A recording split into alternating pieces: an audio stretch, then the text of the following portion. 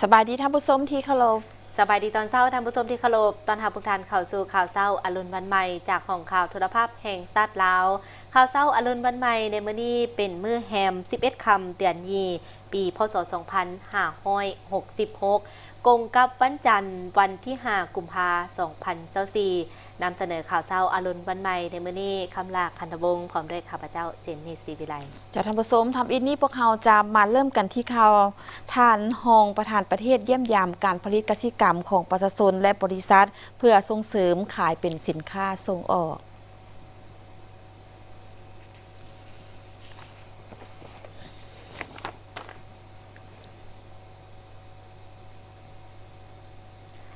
รัฐมนตรีกระทรวงการเงินพร้อมด้วยภรรยาและการนำได้เยี่ยมยามประดากลุ่มกองและประชาชนอยู่แขวงหัวพันในระหว่างวันที่1หาวันที่2กุมภาพันธ์ที่ผ่านมาสหายสันติภาพพรหมพิหารรัฐมนตรีกระทรวงการเงินพร้อมด้วยคณะภรรยาการนำภาครัฐได้ลงเคลื่อนไหวเยี่ยมยามและเฮ็ดเวียกอยู่แขวงหัวพันในโอกาสเฉลิมฉลองวันสั่งตั้งกองทัพประชาชนลาวครบรอบ75 ปีเพื่อพบปะโอ้ล้มนายและพลทหารและสุขยู่สวยเรือมอบเครื่องให้กำลังใจในการปฏิบัติหน้าที่และเยี่ยมชมบรรดาสถานที่มั่นของการปฏิบัติโดยเฉพาะกระแมนสถานที่สร้างตั้งกองทัพประชาชนลาวพร้อมนั้นคณะยังได้ลงเยี่ยมยามและมอบเครื่องอุปโภคบริโภคและมอบวัตถุปัจจัยให้กับประชาชนอยู่เขตยุสุมโอกาสดังกล่าวสหายคำแพงไส้สมแพงเจ้าแขวงหัวพันก็ได้ตีราคาสูงต่อการมาเยี่ยมยามและเฮ็ดเวียกอยู่แขวงหัวพันของการนำผักลาดพร้อมด้วยคณะในครั้งนี้ซึ่งย้ำใดผักลาดก็เห็นได้ถึงความสำคัญมีความเป็นห่วงเป็นใยพร้อมทั้งได้มีการรายงานสภาพการพัฒนาเศรษฐกิจวัฒนธรรมสังคมของแขวงเวียกงานการท่องเที่ยวและการเคลื่อนไหวปฏิบัติหน้าที่เวียกงานป้องกันชาติป้องกันความสงบพร้อมนี้คณะยังได้ลงเยี่ยมยามกองห้อยทหารไซแดน18และก็ได้มอบเครื่องอุปโภคบริโภคอุปกรณ์กีฬาและมอบเงินประกอบส่วนเข้าในการก่อสร้างปรับปรุงสถานที่ค่ายคูของกองห้อยทหารไซแดน18วิลซนอยู่ผาทีมูลค่า300 กว่าล้านกีบและก็ได้ไปเยี่ยมยามกองพัน163เพื่อมอบเครื่องอุปโภคบริโภคและมอบเงิน100 ล้านกีบเพื่อนำไปพัฒนาปรับปรุงก่อสร้างกรมกองให้เติบใหญ่เข้มแข็งในโอกาสเคลื่อนไหวเยี่ยมยามบรรดากรมกองและประชาชนสหายรัฐมนตรีกระทรวงการเงินก็ได้แสดงความย่องยอต่อกับการจัดตั้งทุกขั้นในการปฏิบัติหน้าที่เวียกงานโดยเฉพาะแมนกำลังประกอบอาวุธที่เหตุหน้าที่ปกปักรักษาเขตน้ำแดนดินเห็นให้ประเทศชาติของพวกเขามั่นคงตลอดมาโดยเฉพาะในทั่วแขวงหัวพันได้มีความสงบปลอดภัยโดยพื้นฐานประชาชนก็ได้ประกอบส่วนอย่างตั้งหน้าในเวียกงานปกปักรักษาและสร้างสรรค์พัฒนาประเทศชาติเฮ็ดให้แขวงหัวพันมีการขยายตัวทางด้านเศรษฐกิจวัฒนธรรมสังคมก้าวขึ้นอย่างบ่หยุดยั้งกองประชุมแถลงข่าวนำเสนอโครงการที่อยู่อาศัยหรือเฮือนหลังที่2ที่บางกอกประเทศไทยได้จัดขึ้นอยู่ที่โรงแรมคลาวพลาซ่านครหลวงเวียงจันทน์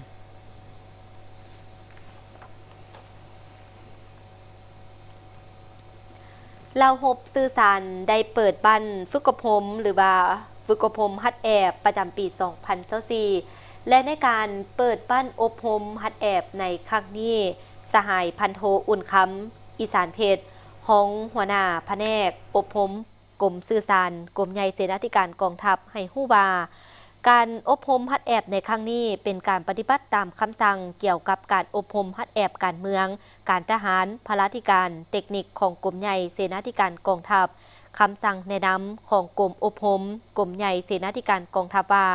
ด้วยการอบรมฮัดแอบปรับปรุงระเบียบแบบแผนฝึกฝนกำลังแห้งกายประจำปีก็คือแผนการอบรมฮัดแอบการเมืองการทหารพลาธิการและเทคนิคประจำปี 2024ของกรมสื่อสารโดยบ้านอบรมแมนได้เล็งใส่เวียกงานวิชาเฉพาะเทคนิคสื่อสารเวียกงานไฟฟ้าเวียกงานไอทีการติดตั้งซ่อมแปลงอบรมเวียกงานการเมืองภาคการทหารเวียกงานพลาธิการศิลปยุทธ์ยุทธวิธีสื่อสารและวิชาเฉพาะของเหล่าหบสื่อสารซึ่งได้อบรมรวมทั้งภาคทฤษฎีหลัก และภาคปฏิบัติตัวจริง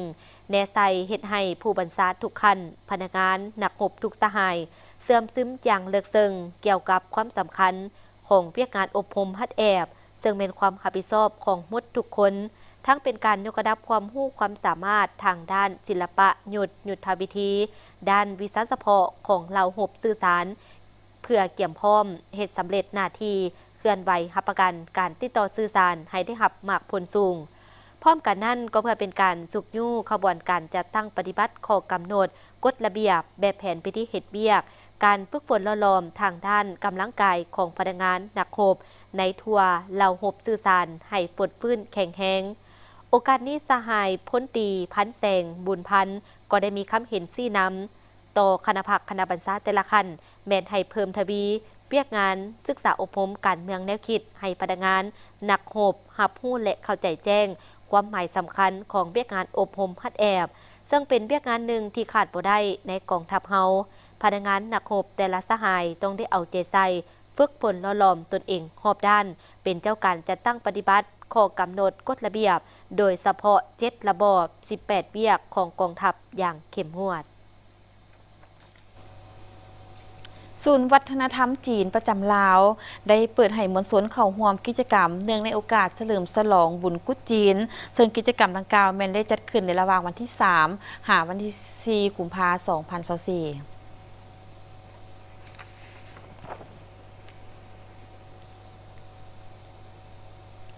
และมาเบิงที่ข่าวสายการบินแห่งชาติลาวเอไร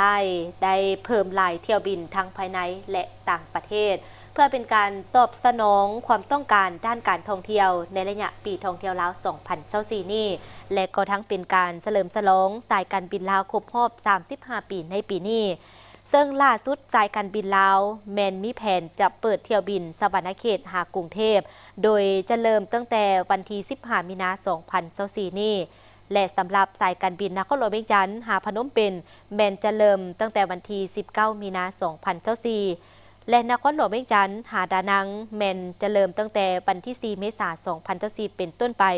ปัจจุบันสายการบินลาวแมนมีเที่ยวบินไปสาธารณรัฐประชาชนจีนสาธารณรัฐสังคมนิยมเวียดนามไทยกัมพูเชียและสาธารณรัฐเกาหลีพร้อมนี้ก็ยังมีแผนเปิดเที่ยวบินไปญี่ปุ่นในอีกบ่ดนนี้สำหรับสายการบินภายในประเทศปัจจุบันสายการบินลาวมีเส้นทางการบินไปแขวงจำปาสักหลวงพระบางหลวงน้ำทาเสียงขวางและแขวงหัวพันคณะกรรมการจัดการแข่งขันเว้าภาษาญี่ปุ่นได้รับใบย่อคณะกรรมการจัดการแข่งขันเว้าภาษาญี่ปุ่นได้รับใบย่อจากรัฐบาลจากรัฐมนตรีกระทรวงการต่างประเทศญี่ปุ่นซึ่งพิธีมอบใบย่อจัดขึ้นในวันที่1กุมภาพันธ์2014โอ้ยมันบ่ถูกติบ่อีหยังก็บ่ถูก24ติบ่ให้จังได๋ให้แน่เอาใหม่เพราะว่ามันบ่ถูกตั้งแต่เขาเขียนยังเป็น2014อยู่น่าจะ24เนาะ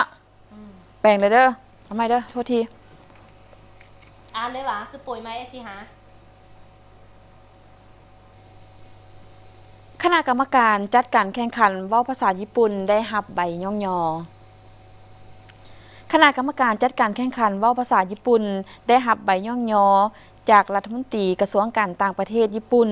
ซึ่งพิธีมอบใบย่อได้จัดขึ้นในวันที่1กุมภาพันธ์2024ที่นครหลวงเวียงจันทร์ต่างหน้ามอบโดยทานโคบายาชิเคนอิจิเอกอัครราชทูตญี่ปุ่นประจำลาวซึ่งใบย่อจากรัฐมนตรีกระทรวงการต่างประเทศญี่ปุ่นจะมอบให้บุคคลหรือคณะที่มีผลสำเร็จพ้นเด่นในสาขานานาชาติเพื่อเป็นการรับรู้ถึงการประกอบส่วนในการส่งเสริมมิตรภาพระหว่างญี่ปุ่นและประเทศนั้นๆการแข่งขันเว้าภาษาญี่ปุ่นจัดขึ้นเป็นประจำทุกปีเริ่มแต่ปี 2004ได้เปิดโอกาสแก่ผู้ที่เรียนภาษาญี่ปุ่นในประเทศลาวได้แสดงความสามารถภาษาญี่ปุ่นที่เพิ่มขึ้นและฝึกฝนตนเองเพื่อยกระดับทักษะการสื่อสารและการเว้าในที่สาธารณะ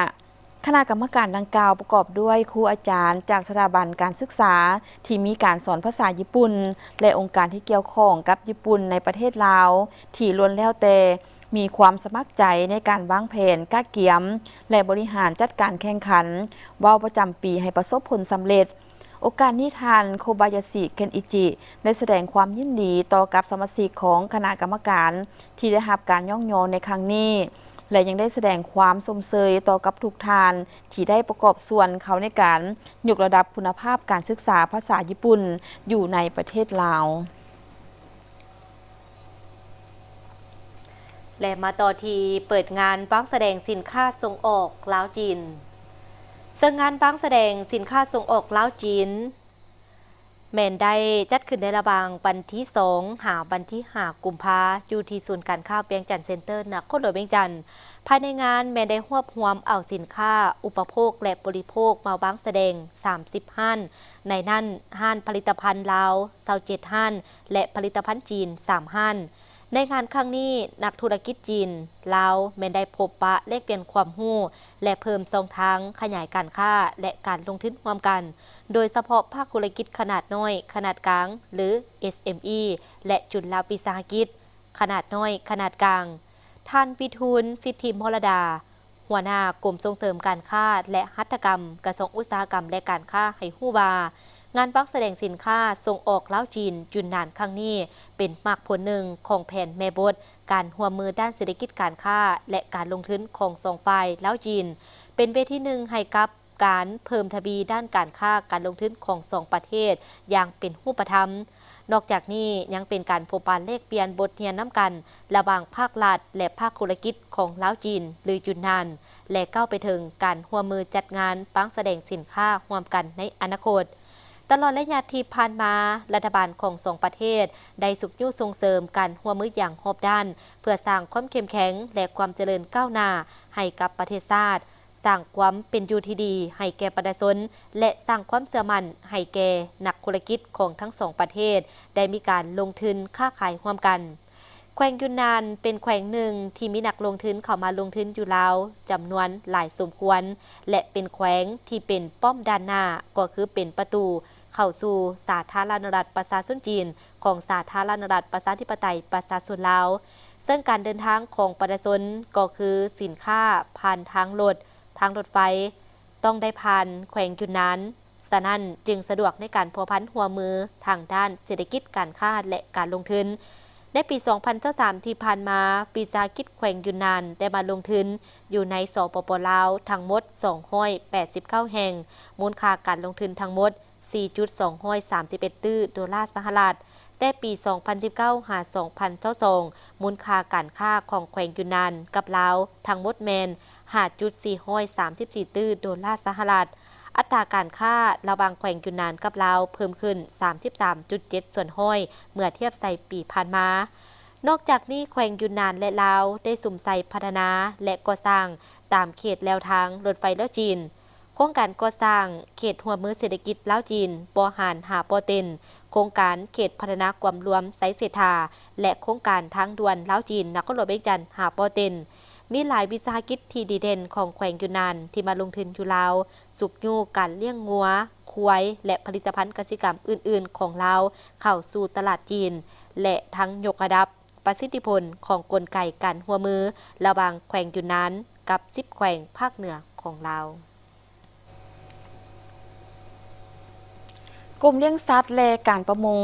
กระทรวงเกษตรกรรมและป่าไม้ได้ออกแจ้งการเกี่ยวกับการเพิ่มทวีเอาใจใส่รักษาสุขภาพและซักยากันพยาธิแก่สัตว์เลี้ยงในฤดูหนาวประจำปี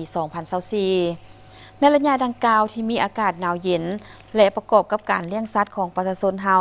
ยังเลี้ยงสัตว์แบบปฐมประทานกระแจกกระจายปล่อยปะตามธรรมชาติบ่ได้รับการเอาใจใส่คุ้มครองเบิ่งแยงดูแล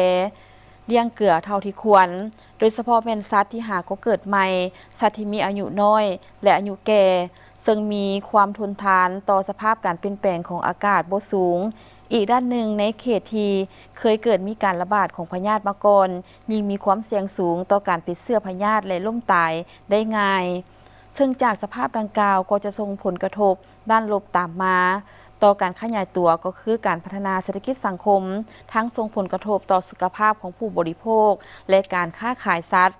พื่อรับประกันและทั้งเป็นการลดพรต่อการล้มตายและการติดแปดเสื้อพญาธิมีความจำเป็นต้องได้เพิ่มทวีความเอาใจใส่คุ้มครองดูแลเลี้ยงเกลือติดตามเฝ้าระวังรักษาสุขภาพสัตว์ให้แก่สัตว์เลี้ยงตามกำหนดเวลา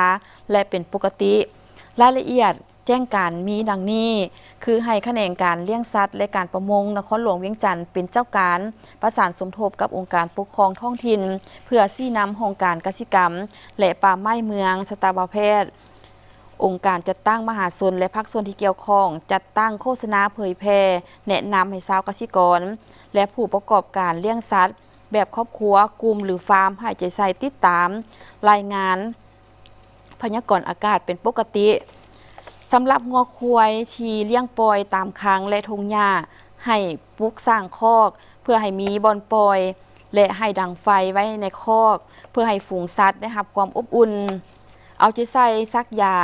กันพยาธิเต้าห่มเลือดและพยาธิปากเปื่อยลงเล็บให้แก่งัวควายของตนเอง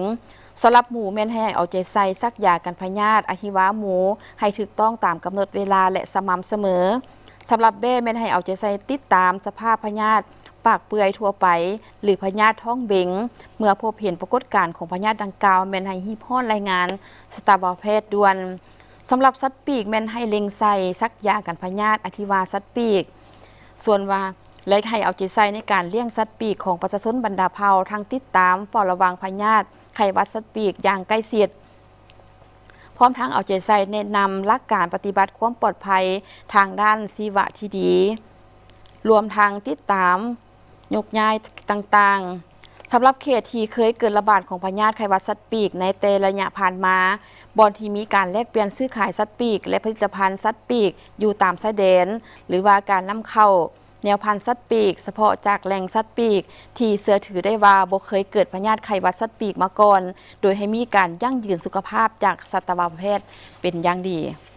อันนั้นก็เป็นแจ้งการจากทางกลุ่มเลี้ยงสัตว์และการประมงกระทรวงเกษตรกรรมและป่าไม้และในปัจจุบันนี้ต่อกับแจ้งการดังกล่าวทางภาคส่วนที่เกี่ยวข้องก็ได้มีการลงกวดซึ่งก็ได้กวดพบพยาธิไข้หวัดสัตว์ปีกซึ่งเป็นสายพันธุ์H5N1 อยู่ที่ตลาดด่านสร้างเมืองไซธานีนครหลวงเวียงจันทน์ซึ่งในวันที่2กุมภาพันธ์2024ที่ผ่านมากรมเลี้ยงสัตว์และการประมงกระทรวงเกษตรกรรมและป่าไม้ก็ได้ออกแจ้งการเพื่อให้ทุกคนรับทราบก็คือในวันที่23มังกร2024ที่ผ่านมาศูนย์วิจัยพยาธิสัตว์ที่ขึ้นกับกรมเลี้ยงสัตว์และการประมงแม้นได้รับตัวอย่างสวับพงปากไก่และเป็ดจากการเฝ้าระวังตามแผนที่ได้จัดตั้งปฏิบัติตามปกติอยู่ตลาดด่านสร้างบ้านด่านสร้างเมืองไซธานีนครหลวงเวียงจันทน์ทั้งหมดแมน65ตัวอย่างในนั้น